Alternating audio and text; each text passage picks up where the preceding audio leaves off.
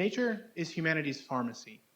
Of all the drugs currently on the market, roughly 75% of them come from nature or are inspired from natural design. While this may be exciting, many of these molecules are made in their host organisms at such low concentrations that accessing them for clinical use is limited. While we may then turn to something like synthetic chemistry to access more material, anyone who's taken Organic Chemistry 1 will quickly realize that these compounds are structurally complex, meaning that any synthetic pathway you can come up with to make them will likely be equally lengthy and complex, resulting in low and often impure yields.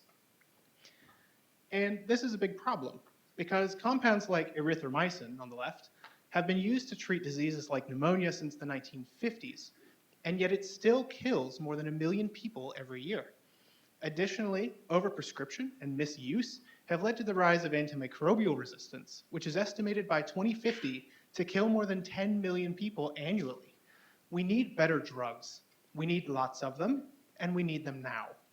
So to do this, a growing collection of strategies, known as synthetic biology, offers researchers the ability to access more of this precious material.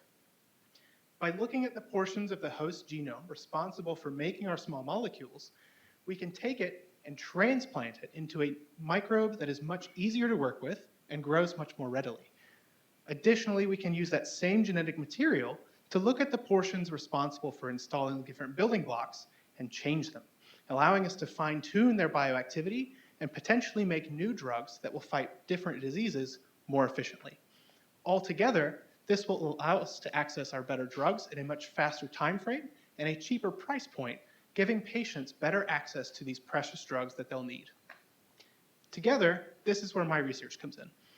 By looking at erythromycin, I've basically boiled everything down to one simple question. Can I install new, useful chemical functional groups onto the structure of erythromycin in order to make new drugs that will help us fight these antimicrobial pathogens better? The answer is yes. I've been able to install several different functional groups, giving us a vastly increased chemical space, which will help us get more drugs in the fight that is to come.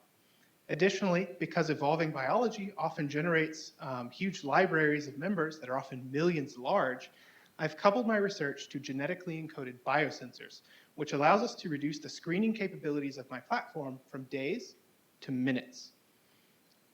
Nature may be our pharmacy, but sometimes she needs some help.